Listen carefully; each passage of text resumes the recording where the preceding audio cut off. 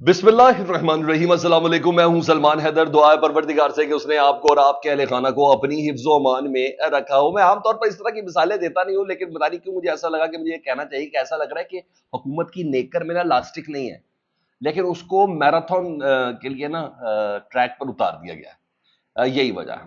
ایک بہت اہم ترین ملاقات، لانگ اویٹڈ تو نہیں کہوں لیکن ڈیو تھی، اس سے اوپر ملاقات کوئی ہو نہیں سکتی۔ جس وقت میں آپ سے بات کر رہا ہوں پرائم منسٹر ہاؤس پہ یہ ملاقات جاری ہے۔ تین بڑوں نے سر جوڑے ہیں موجودہ حالات کو دیکھتے ہوئے۔ ڈیفینیٹلی اس میں بنگلہ دیش بھی ہے کہ کیا ہوا ہے، عوامی رد عمل کس قسم کا آیا۔ کل کا ثوابی کا جلسہ کوئی چھوٹا تھا، لاکھوں افراد اس میں موجود تھے۔ اوپر سے بیرسٹر گوہر نے آج اسمبلی میں جو آفر کرا دیے کہ حسینہ واجد سے پوچھ لے شہباز شریف صاحب کہ کس راستے سے جانا ہے، جانا کہاں ہے، جدہ جانا ہے یا کوشچن مارک کے ساتھ، وہ یہ سب چیزیں تھی۔ اور یہ سب چیزیں تو خیر چل ہی رہی ہے نا۔ اس کے علاوہ نیب کی ٹیم ہنگامی پوزیشن پر پہنچی ہے جی، آج عمران خان صاحب سے تفتیش کرنے کے لیے۔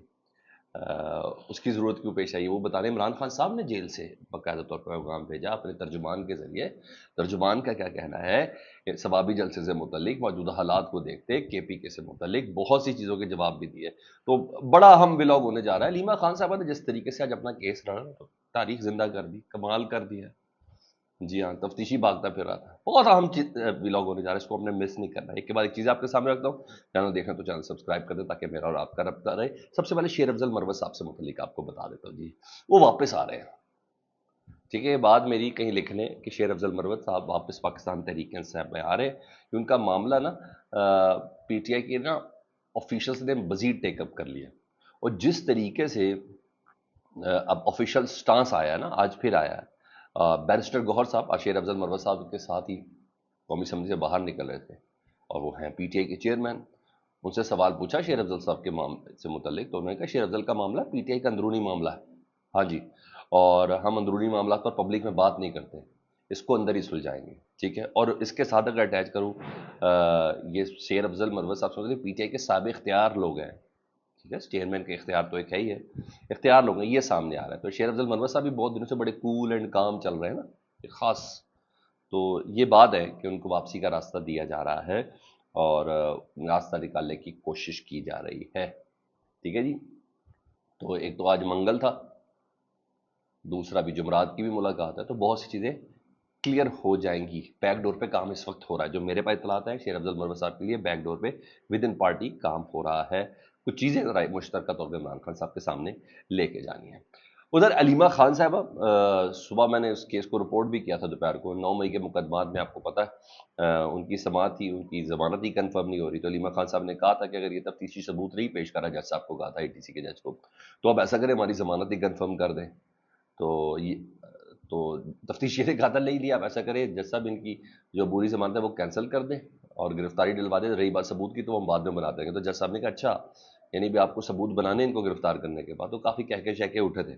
تو بہرحال اس کے بعد کی پیش رفت ہے، کیونکہ عدالت میں یہ سماعت چل رہی تھی، موقع پہ موقع دیا جا رہا تھا، تو اب جج صاحب نے کہہ دیا کہ جی آپ کو آخری موقع دے رہے ہیں تفتیشی کو، کہا کہ 3 ستمبر تک، کہا ہے کہ اگر آپ نے ثبوت پیش نہیں کیے جو کہ تفتیشی کے پاس ہے نہیں، تو پھر میں اپنی مرضی سے فیصلہ دے دوں گا۔ یعنی 3 ستمبر کو جج صاحب علیمہ خان صاحبہ اور ان کی جو دوسری بہن ہے ان سے متعلق باقاعدہ طور پر ضمانت کنفرم کرنے جا رہے ہیں۔ ہاں، اس موقع پر عظمہ خان صاحبہ اور علیمہ خان صاحبہ شامل تفتیش کرنا تب کر سکتے ہیں، ان سے تفتیش کے لیے ان کو بلانا بلا بھی نہیں رہے تفتیش کے لیے، یہ بھی بڑا مسئلہ ہے۔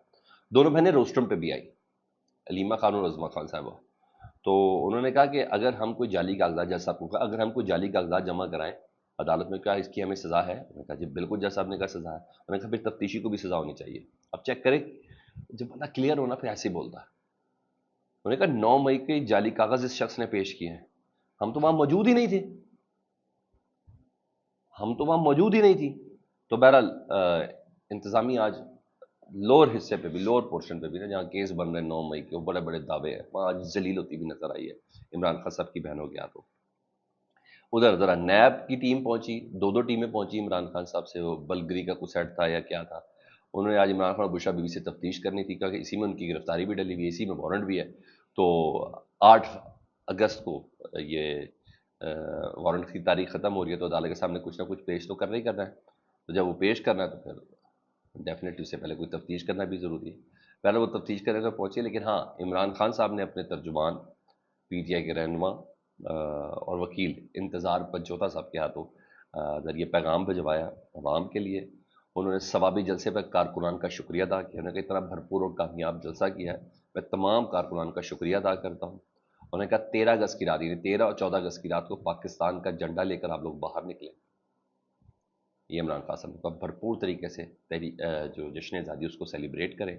رہی بات بنگلہ دیش کی، تو عمران خان صاحب کہتے ہیں بنگلہ دیش میں جو کچھ ہوا اس کے پیچھے سب سے بڑی وجہ وہ ظلم ہے جو عوام کے ساتھ کیا گیا.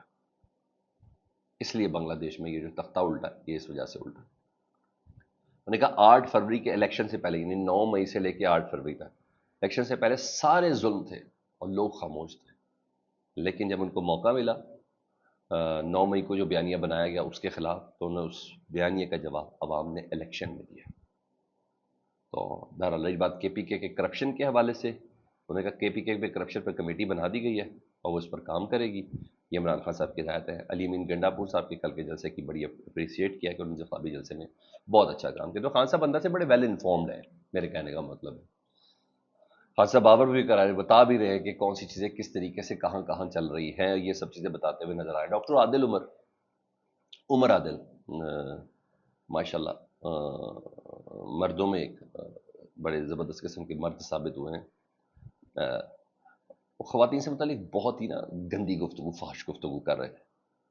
اور پچھلے دنوں بھی انہوں نے غریدہ فاروقی صاحبہ سے متعلق، مریم نواز صاحبہ سے متعلق، ڈاکٹر عائشہ جہاں زیب جو ہیں ہوسٹ ہیں ان سے متعلق، ان کے میاں کا جو معاملہ تھا وہ تشدد والا، اس پر بہت ایسی گری ہوئی گفتگو کی تھی نا کہ پتہ نہیں کیا ہے. اور میں حیران ہوتا ہوں کہ ایسے لوگ کے ویوز کیسے، لوگ ہماری مینٹلٹی کیا بنتی جا رہی ہے. تو بہرحال ایف آئی اے نے ان کو نوٹس دیا تھا اور عظمہ بخاری صاحب نے درخواست دی تھی، غریدہ فاروقی خود اس کی بدئی تھی.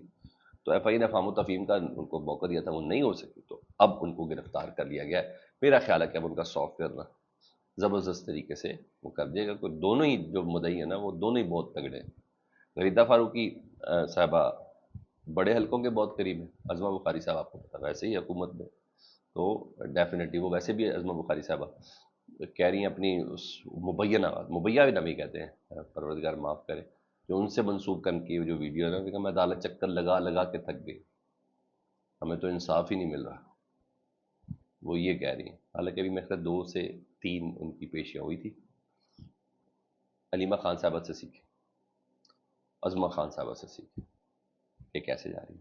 تو بہرحال ڈاکٹر عمر عادل صاحب کو مسٹ بی فکس. مجھے ایسا لگتا ہے کہ ایسے بندے کا اس طریقے سے کھلے عام چلنا مجھے نہیں مناسب لگا.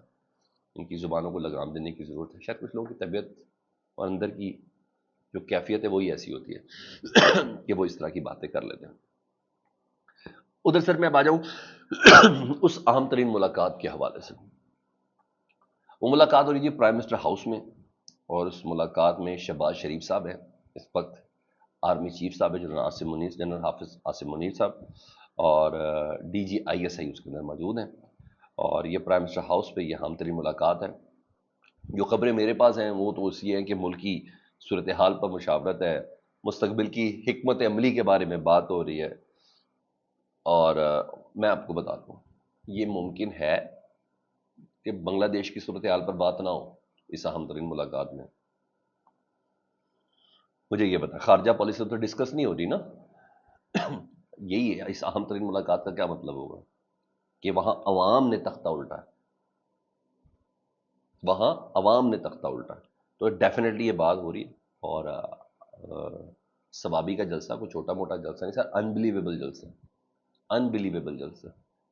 کلومیٹرز پہ لوگ موجود تھے، تو لاکھوں افراد کی شرکت. اس کو آپ اٹیچ کر لیں بنگلہ دیش کی صورتحال سے، تو چیزیں مڑنی ہے. 2 گھنٹے ہی دور ہے نا ثوابی سے، تو یہ صورتحال حساس ہے، اس میں کوئی شک نہیں ہے.